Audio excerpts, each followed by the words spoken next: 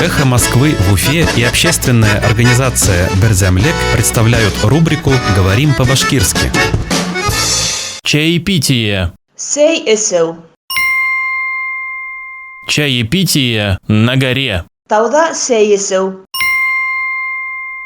Чаепитие на горе. Тауда сей эсеу. Активисты из Башкирии провели чаепитие на горе Куштау. Куштау тауында Башкортостан әүдемселәре сей эсеу оештырдылар. Активисты из Башкирии провели чаепитие на горе Куштау. Куштау тауында Башкортостан әүдемселәре сей эсеу оештырдылар. «Эхо Москвы» в Уфе и общественная организация «Берзямлек» представляют рубрику «Говорим по-башкирски».